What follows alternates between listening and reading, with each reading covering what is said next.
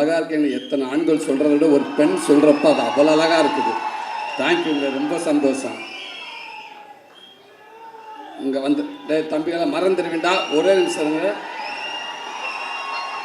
அதான் நான் மறந்துடுவேன். நீங்கள் கத்த விசில் அடிக்க இங்கே சேது மாமா என்னை கலாச்சிக்கிட்டே இருக்காப்புல. என்ன மாமா புள்ள வாள் இறங்கிட்டாங்களான்னு கேட்டாப்புல. நான் சொன்னேன், மாமா எனக்கு வந்தது ஒரு 50-60 டிக்கெட் தான் மாமா, மிச்சம் பூரா எங்கே போயிருக்குன்னு தெரியலை மாமா அப்படின்ட்டு. பரவாயில்ல, அந்த 50-60 பவரே பயங்கரமாக இருக்குது. அப்போ அத்தனை பேர் வந்த அப்படின்னு தெரியல. தேங்க்யூ அன்பு தம்பிகளா. இங்கே வந்திருக்கிற விடுதலை குடும்பத்தார்கள் அனைவருக்கும், பத்திரிகை நண்பர்களுக்கும், மீடியா நண்பர்களுக்கும், அன்பு தம்பி தங்கைகளுக்கும், அன்பு ரசிகர்கள் உங்களுக்கும் எங்கள் விடுதலை டீம் சார்பாக ஒரு பெரிய நன்றியை சொல்லிக்கிறேன். இந்த விழா நாயகன் எங்கள் ஐயா நம்ம ராசா இளையராஜா ஐயா. இந்த விழா மட்டும் கிடையாது, இந்த பாடல் விழா மட்டும் கிடையாது. பாடல் விழாவாக இருக்கட்டும், காது குத்து விழாவாக இருக்கட்டும், கோவில் விழாவாக இருக்கட்டும், திருமண விழாவாக இருக்கட்டும், எந்த விழாவாக இருந்தாலும் கடந்த 49 வருஷம் அவர் தான் ஒரே நாயகன். எல்லாத்துலேயுமே அவர் தான் இருந்திருக்காரு. சினிமாவுக்கு வந்த காலகட்டத்தில் ஏறாத இடம் இருக்காது, பார்க்காத வேலை இருக்காது. அந்த வேலையெல்லாம் பார்த்துட்டு வந்து நைட்டு கை கால் வலியோடு வந்து படுத்து கிடக்கிறப்ப, அசஞ்ச அப்படி படுத்து கிடக்கிறப்ப அப்படியே எதிர்த்த வீட்டில் ஜன்னலில் லேசாக பாட்டு கேட்கும், ஐயாவோட பாட்டு. அப்படியே மெல்ல போய் அந்த வீட்டுக்காரனை கதவை டொக் டொக் 2 தட்டு என்ன பாண்டுவேன், லேசாக அதை ஓப்பன் பண்ணி விட்டுக்கனே புண்ணியமாக போ, இந்த கதவை கொஞ்சம் திறங்கனேன்டுவேன். அப்படியே காற்று வந்து மேலே அடித்த மாதிரி அவருடைய வரிகள் அந்த பாட்டு வந்து நம்மளை அப்படியே தட்டி எழுப்புவோம். அந்த பாட்டு சத்தத்தை கேட்டு அப்படியே படுத்துட்டோம்டா, பக்கத்தில் ஒரு தாய் ஸ்தானத்தில் அவரோட பாட்டெல்லாம் வந்து நமக்கு ஆறுதல் கொடுக்கும். டேய் கவலைப்படாத, எல்லாம் சரியாயிடும் சரியா வாங்கடா நல்லா இருப்பேங்கடா, எல்லாம் சரியா, வலியெல்லாம் போயிடும் அப்படின்னு சொல்கிற மாதிரி இருக்கும். அந்த வலி எல்லாம் அப்படியே பறந்து ரொம்ப தூரமாக போயிடும். அது மறுநாள் காலையில் இருந்துச்சு ஒரு தைரியமாக ஓடுவோம். பெரிய ஒரு நம்பிக்கையை கொடுத்துச்சு. அப்படிப்பட்ட ஒரு மாபெரும் இசை கலைஞன், இசை கடவுள் அப்படின்னு சொல்லலாம். உலகத்தில் இசை மருத்துவர், தலை சிறந்த இசை மருத்துவர்னு சொல்ல இப்படி சொல்லிக்கிட்டே போகலாம். எவ்வளோ வார்த்தைகள் சொன்னாலும் பொருந்தக்கூடிய ஒரே மனிதர் எங்கள் ஐயா அவர்கள் தான்.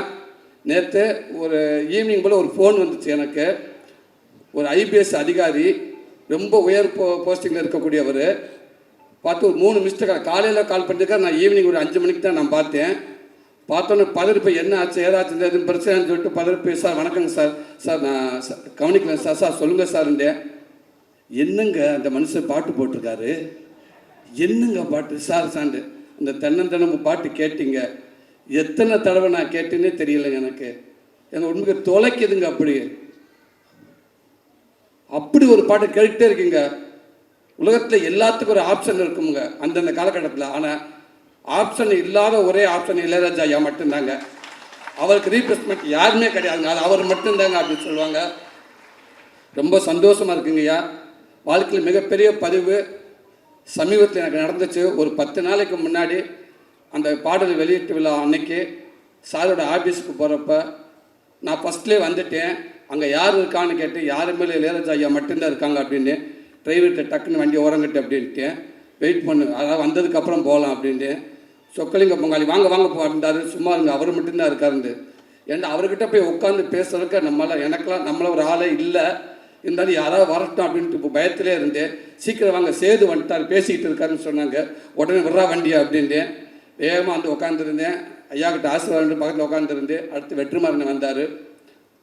அதாவது அவர் பக்கத்தில் உட்காந்துருக்கிறப்போ அவர் நிறையா விஷயங்கள் ஷேர் பண்ணியிருக்கலாம், எவ்வளோ விஷயங்கள். ஆனால் அவர் ஆரம்ப காலகட்டத்தில் சினிமாவுக்கு எப்படி அந்த இந்த மியூசிக்கில் வந்தார், அவங்க குருநாதர் யார், அவங்க அண்ணன் யார், அவங்க அம்மாவை பற்றி நான் எப்படி கற்றுக்கிட்டு எனக்கு எங்கே தோன்றுச்சு, முதல் டியூன் நான் எப்படி பண்ணேன், எது மூலமாக எனக்கு வாழ்த்து கிடச்சிச்சு, அதுக்கப்புறம் யோசிச்சு பார்த்து இது நமக்கு வந்த கைதட்டு இல்லையா, அப்போ நமக்குன்னு ஒரு கைதட்டு வரும்னு சொல்லிட்டு நான் ஆரம்பித்து ஒவ்வொன்றும் அப்படின்னு சொன்னார். அதையெல்லாம் கேட்குறப்ப பக்கத்தில் இருந்துட்டு இப்படி ஒரு பேசுகிறப்ப வாழ்க்கையில் செயற்படுறப்ப அந்த பதிவுக்குள்ளே நம்ம இருக்கோம் இல்லையா, அந்த பக்கத்தில் ஓரமாக கைகட்டி உட்காந்துருந்தேன் இல்லையா, இது என் வாழ்நாள் மிகப்பெரிய பொக்கிஷம் இல்லையா. இது எனக்கு இது நான் மட்டும் இல்லை, இது என்னுடைய சந்ததிகள் எல்லாமே இதை பாதுகாக்க வேண்டிய ஒரு பதிவு. இது ரொம்ப ரொம்ப நன்றிங்க. அப்படி இருக்கப்ப உங்கள் வரிகளில் உங்களுடைய மியூசிக்கில் நான் ஒரு உருவமாக இருந்திருக்கேன். இப்பவும் சொல்கிறேன், இது கனவா என்னான்னு தெரியல. இப்படி வாய்ப்பு எடுத்து கொடுத்த வெற்றிமாறண்ணே, இதுக்கு எதுவுமே தெரியாதுண்ணே. ரொம்ப ரொம்ப நன்றிங்க. அடுத்துங்க ராஜ்மேன் சார். ஸோ உங்களோட ஒர்க் பண்ண ரொம்ப நன்றி சார். இந்த படத்தில் அவன் வில்லன்களை வந்து கத்தி சத்தம் வந்து கத்தின்னு சொல்லுங்க, கண்ணு எதுவுமே இல்லாமல் ஒரு கொடூர வில்லன் அப்படின்னா படத்துக்குள்ளே சொல்கிறேன், உங்களை மட்டும்தான் சொல்லணும் சார். அப்படி ஒரு பதிவாக இருக்குது அண்ணனோட இது. நீங்கள் பார்ப்பீங்க, அந்த விடுதலை ஒன்று பார்த்தீங்க இல்லையா, இப்போ விடுதலை 2ல் பார்ப்பீங்க. அவரோட அற்புதமான ஒரு ஆக்டிங்க. வாழ்த்துக்கள் உங்களோட ஒர்க் பண்ணல ஜாய்க்கண்ணே, வழக்கம்பண்ணே. நீங்கள் இருந்தாலும் நீங்கள் எல்லாட்டாலும் உங்களுடைய பங்களிப்பு சினிமாவுக்குள்ளே அதிகமாகவே இருந்துக்கிட்டே இருக்குண்ணே. ரொம்ப சந்தோஷம். உங்களுக்கு வாழ்த்துக்கள். சேர்த்தனே உங்களுக்கும் வாழ்த்துக்கள்ண்ணே. சாரி, நம்ம எல்லாம் ஒன்றா தான் இருந்தாலும் நான் நீங்கள் சீரியல் அடிப்படையில் சொல்கிறேன். ரொம்ப சந்தோஷம் உங்களுக்கு ஒர்க் பண்ணல. அன்பு தம்பி கவின், நீ சொன்ன மாதிரி அந்த கேரளாவில் நீங்கள் கருணாசனை நடிக்கிறப்ப நீ நடிச்சுக்கிட்டு இருந்தால், நானும் கேரளா ஃபஸ்ட்டு படம் ஒரு மலையாள படத்தை கூட்டி போயிட்டாங்க. அங்கே போய் நடிச்சுக்கிட்டு இந்த ஆரம்ப காலகட்டத்தில் டக்குன்னு பிரேக்குன்னு விட்டுருவாங்க, எங்கே போய் உட்காருன்னு தெரியாது. மழை பெஞ்சு ஒரு ஓரமாக ஒண்டிக்கிட்டு வந்து உட்காந்துருந்தேன் நான். அப்போ நீ வந்தால் அண்ணன் அவங்க அப்பா வந்ததுனால பார்த்து பேசிட்டு இருந்தேன். நிறைய விஷயங்கள் அண்ணன் சொன்னார். இன்றைக்கி இந்த படம் பார்க்குறப்ப வெற்றிமாறன் ஒரு 2 சீன் போட்டு காட்டினாங்க. அதில் அவனுடைய பங்களிப்பு அப்படி இருக்குது. வாழ்த்துக்கள் தம்பி. சினிமாவில் அவர் மூலமாக கண்டிப்பாக மிகப்பெரிய ஒரு நல்ல இடம் இருக்குன்னு நான் நம்புகிறேன். உடம்பு அவ்வளோ சூப்பராக வச்சுருந்தேன், செம்ம ஃபைட் பண்ணியிருந்தேன் தம்பி. வாழ்த்துக்கள் தம்பி. வணக்கம். ப்ரொடியூசர் அண்ணன், நீங்கள் அடிக்கடி சொல்லுவீங்க, எங்கே ஆரம்பித்து எங்கே வந்து நின்றுருக்கு, இது எல்லாமே ஒன்றுமில்லை இறைவன் தான். வெற்றி சமைச்சுக்க நம்பிக்கை தான், அவர் வச்சுருக்காரு. ஒன்று மனசை நல்லா ஹாப்பியாக வச்சுக்கிடுவோம், நமக்கு எல்லாமே நல்லதாகவே நடக்கும். ஒரு படம் ஆரம்பிக்கிறது எப்படியோ அதை எங்கே போய் முடிக்கணும் அந்த படத்துக்கு தெரியும். அதை தேடிக்கிட்டே இருக்குது, அது போய்கிட்டே இருக்குது, அது ஒரு நல்ல இடத்துல போய் நிற்கும் கண்டிப்பாக அப்படின்னு சொல்லுவீங்க. அது உங்களுடைய எண்ணம் போல்னே. கண்டிப்பாக இந்த படம் மிகப்பெரிய அடுத்த படம் எப்படி விடுதலை 1 உங்கள் எல்லாத்துக்கும் பிடிச்சிச்சு, விடுதலை 2 உங்கள் எல்லாத்துக்கும் பிடிக்கும்னு நான் நம்புகிறேன். கண்டிப்பாக நல்லாயிருக்கும். உங்களுக்கு நன்றிண்ணே, வாழ்த்துக்கள்ங்கண்ணே. பவான் சரி, ரொம்ப சந்தோஷம் உங்களை ஒர்க் பண்ணதுக்கு, ரொம்ப சந்தோஷம். அண்ணா பட்னம், உங்களுக்கு நன்றி மேம். தமிழண்ணே நன்றிங்கண்ணே. சார் உங்களுக்கு வாழ்த்துக்கள் சார். சேது மாமா, லவி மாமா, கொஞ்சம் படம் பார்த்தேன். படம் பார்த்துட்டுக்கு அப்போ நான் சொன்னேன், இந்த லவ் ஏரியா ஒன்று பண்ணியிருக்காரு மனுஷன், வேறு லெவல். அது உண்மைக்கு அதாவது டைலாக் பேசி ஆக்சிடென்ட் பண்ணி நடிச்சிடலாம். ஒரு 5 நிமிஷம் ஒரு 10 செகண்ட் ஒரு லவ்வை வந்து லவ் பண்ணி நம்மளை ஹோல்ட் பண்ணுறது பெரிய விஷயம். ஆனால் ஒரு சீன் ஃபுல்லாக மஞ்சு மேம் மாமாவை சேர்ந்து டைலாக்கே பேசாமல் அந்த ஒரு சீன் ஃபுல்லாக ஒரு லவ்வை எப்படி சொல்கிறது, உன்னை எனக்கு பிடிச்சிருக்கா அப்படின்னு கேட்குறதுக்கு அவர் ஆக்ட் பண்ணியிருப்பாப்புல. மிகப்பெரிய ஆக்டிங் அது மிகப்பெரிய ஆக்டிங். நம்மளை அறியாமல் ஒரு நடிகை நடிக்கிறப்போ பார்க்குறப்ப நம்ம அந்த மூஞ்சி நம்ம கை காலம் நம்மளை அறியாமல் அவங்களோட அப்படியே போய்கிட்டே இருக்கும். அப்படி ஒரு அந்த சீன் அது. ஐ லவ் யூ மாமா. இதே மாமா, நீ இன்னும் மேலும் நீ மிகப்பெரிய இடத்துல இருக்க மாமா. இந்த படம் இன்னும் மேலும் மிகப்பெரிய நடிகனாக கொண்டு போய் சேர்க்கணும்னு நான் இறைவனை நம்புறேன் மாமா. வாழ்த்துக்கள் மாமா. எங்கள் அண்ணன் வெற்றிமாறண்ணே, எப்படி சொல்கிறது, விடுதலைக்கு முன் சூரி, விடுதலைக்கு பின் சூரி, கீப்பு மாதிரி அப்படி மாற்றி எழுதலாம். வெற்றிமாறன்ங்கிற யூனிவர்சிட்டியில் விடுதலைங்கிற ஒரு டிகிரி படித்ததுக்கு அப்புறம் தான் என் வாழ்க்கையே மாறிடுச்சுன்னு நான் நினைக்கிறேன். சினிமாவை நான் பார்க்குறது மாறிடுச்சு, சினிமா என்ன பார்க்குறதோ மாறிடுச்சு நான் நினைக்கிறேன். அதுக்கு முன்னாடியெல்லாம் வந்து என்னோடய படங்கள்லாம் பார்த்துட்டு வந்து உங்கள் படங்கள் நல்லா இருக்குது, காமெடிகளாக நல்லா இருக்குது, அந்த காமெடி நல்லா இருக்குது, இந்த டே நல்ல ஃப்ளோவில் போயிட்டுருக்குடா, கொஞ்சம் அமைதியாக அந்த காமெடி நல்லா இருக்குது, இந்த காமெடி நல்லா இருக்குன்னு சொல்லுவாங்க. அப்போ நான் சொல்லி உண்மைக்கே டேரக்டருக்கு ரொம்ப நன்றிங்க அப்படின்னு சொல்லுவேன். ஆனால் இன்றைக்கி என்னை பார்க்குறப்ப உண்மைக்கே ஒரு நல்ல நடிகனாக இருக்கீங்க நீங்கள். அந்த இடத்த அந்த படங்களை பார்க்க சூப்பராக நடிச்சிருக்கீங்க, இந்த சீன் நல்லா நடிச்சிருக்கீங்க, நீங்கள் குமரசனாகவே இருக்கீங்க. உங்களை பார்க்குறப்ப அந்த சூரியன்றது எங்கேயுமே தெரியல, குமரசனாகவே இருக்குது அப்படின்னு சொல்லுவாங்க எல்லாரும். உண்மைக்கே எனக்கு ரொம்ப சந்தோஷமாக இருக்குது. அது மூலமாக எனக்கு ஒரு கைடன்ட்டு அண்ணன் மூலமாக ஒரு கைடன்ட்டு ஒன்று கிடச்சிச்சு. அதுக்கும் எனக்கு நல்ல பேர் வாங்கி கொடுத்துச்சு. கொட்டுக்காளிங்கிற படமும் எனக்கு நல்ல பேர் வாங்கி கொடுத்துச்சு. எவ்வளோ பேர் என்னை வாழ்த்துனாங்க. கமல்ஹாசன் சார் அதை பார்த்துட்டு ஒரு 4 பக்கம் லெட்ரு எனக்கு கொடுத்தாரு, எங்கள் டீம் கொடுத்தாரு. அதில் அந்த சூரியங்கிற ஒருத்தர் எங்கேயுமே தெரியல, பாண்டியாருன்னு தெரிஞ்சாருன்னு சொன்னார். இது எல்லாத்துக்கும் காரணம் வெற்றிமாறன் மட்டும்தான். இது அவர் தான் எல்லாத்துக்கும் காரணம். அவர் ஆரம்பித்து வச்சது தான் இன்றைக்கி இவ்வளோ தூரத்துக்கு போயிட்டுருக்கு நான் நினைக்கிறேன். ரொம்ப நன்றிங்கண்ணே. இதை நான் முடிஞ்ச அளவுக்கு நான் ஒரு நல்ல பேரோடு நான் கொண்டு போயிருக்குன்னு நான் நினைக்கிறேன்னே.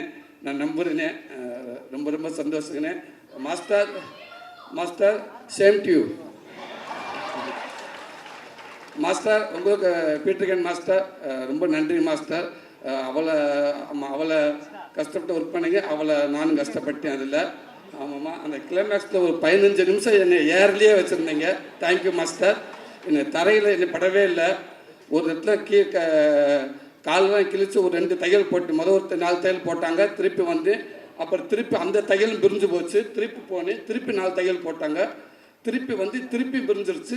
திரும்பி அங்கே போகலான்னு சொக்கலிங்கிட்ட கேட்குறப்ப சொக்கலிங்க சொன்னார், அந்த டாக்டர் கொன்னே இப்படி மனுஷன், வேறு ஹாஸ்பிட்டலுக்கு போகலாம் அப்படின்றாரு. திருப்பி அந்த டாக்டர்கிட்ட போனோம். அவர் அப்படியே பார்த்தாரு, ஏன்னா விளையாடுறீங்களான்னு கேட்டார். இல்லைங்க இது கேட்கலான்ட்டு பீட்டர்கன் மாஸ்டருக்கு அவர்கிட்ட போய் கேளுங்க அப்படின்னு. இவ்வளோ வேலையில் உட்காந்துருக்க போய் அசிஸ்டண்ட் சொல்லிக்கிட்டே இருப்பேன், தயவு செய்து வீட்டில் எதுவும் ஃபோன் வந்து எதுவும் சொல்லிடுறாங்கன்னா எதுவும் சொல்ல வேணாம் அப்படின்னு சொல்லியிருந்தேன். அதை மீறி ஃபோன் வந்துக்கிட்டே இருந்துச்சு. டேய் சுரேஷ், நீ எதுவும் சொன்னியா? நான் சொல்லலை சார். டே நீ சொன்னியா? நான் சொல்லலை. ஏன் அப்போ ஃபோன் மாற்றி மாற்றி அடிச்சுக்கிட்டே இருக்கா? நாங்கள் சொல்லவே இல்லை சார். ஃபோன் வந்துச்சு சார், திருப்பி ஃபோன் வருது, கொடு. என்னம்மா ஏங்க இப்படி பண்ணுறீங்க? சொல்லவே மாட்டேங்கிறாங்க. நான் தான் சொல்லவே நான் சொல்லியிருந்தேன். உனக்கு எப்படி தெரியும்? அந்த பக்கத்து வீட்டுக்காரங்க சொன்னாங்க. அவங்களுக்கு எப்படி தெரியும்?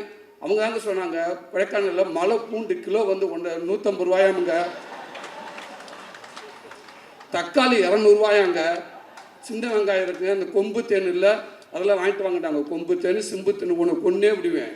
இங்கே நான் இருக்கிற இருப்பேன்னா கால் உடஞ்சி ஒட்ட வச்சுக்கிட்டு இருக்கிறேன். கொம்பு தேனும் மலை பூண்டை வை அப்படின்னு. இதுதாங்க எங்கள் வீட்டில் இருக்கிறது. இதுதான் வாழ்க்கை முடிஞ்சு போச்சு. ஸோ அப்படி ஒரு பெரிய நினைவுகளை கொடுத்துக்கிட்டே இருக்கீங்க மாஸ்டர். அடுத்தடுத்து உங்கள் கூட ஒர்க் பண்ணிட்டு நினைக்கிறேன் master. Thank you master, thank you master. இவ்வளோ நேரம் எனக்கு ஒரு நல்ல ஒரு வாய்ப்பு கொடுத்தீங்க. இப்படி மீண்டும் இந்த விடுதலை படம் உங்கள் எல்லாத்தையும் ஒரு திருப்திகரமான ஒரு படமாக அமையும் அப்படின்னு நான் நம்புகிறேன். இங்கே வந்திருக்க அத்தனை பேர்த்துக்கும் நன்றி. தேங்க்யூ.